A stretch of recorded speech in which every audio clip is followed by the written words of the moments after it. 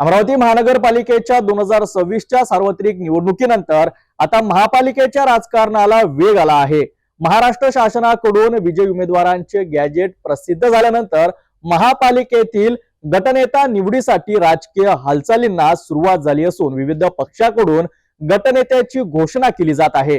सभागृहातील आगामी भूमिका ठरविण्यासाठी गटनेता निवड अत्यंत महत्त्वाची मानली जाते। अमरावती महानगरपालिकेच्या निवडणुका पार पडल्यानंतर आता सभागृहातील राजकीय समीकरणे स्पष्ट होऊ लागली आहेत। निवडणुकीनंतर प्रत्येक राजकीय पक्षांकडून गटनेत्यांची निवड केली जाते आहे। सभागृहात पक्षांची भूमिका प्रभावीपणे मांडणे, नगरसेवकांमध्ये समन्वय साधणे तसेच धोरणात्मक निर्णय घेणे ही गटनेत्यांची प्रमुख जबाबदारी असते।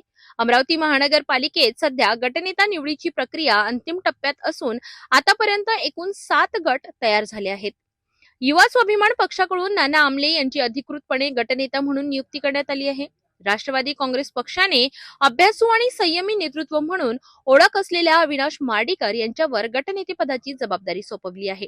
तर शिवसेना शिंदे गटाच्या वतीने डॉक्टर राजेंद्र तायडे यांची अधिकृत गटनेता म्हणून नियुक्ती करण्यात आली असून भाजपाकडून संघटन कौशल्य आणि प्रशासकीय अनुभव असलेले माजी महापौर चेतन गावंडे यांची गटनेता म्हणून निवड करण्यात आली आहे। तर शिवसेना उद्धव बाळासाहेब ठाकरे गटाकडून रेखा पंजाबराव तायवाडे यांची गटनेतेपदी नियुक्ती झाली आहे। तर भारतीय राष्ट्रीय काँग्रेस पक्षाच्या वतीने महानगरपालिकेचे माजी महापौर आणि प्रभाग क्रमांक 14 मधून सलग 7व्यांदा निवडून आलेले अनुभवी नेते विलास इंगोले यांची गटनेते म्हणून नियुक्ती करण्यात आली आहे। उर्वरित राजकीय पक्षांकडूनही लवकरच गटनेत्यांची घोषणा होण्याची शक्यता असून सभागृहातील आगामी राजकारण अधिक रंगतदार होण्याची चिन्हे आहेत।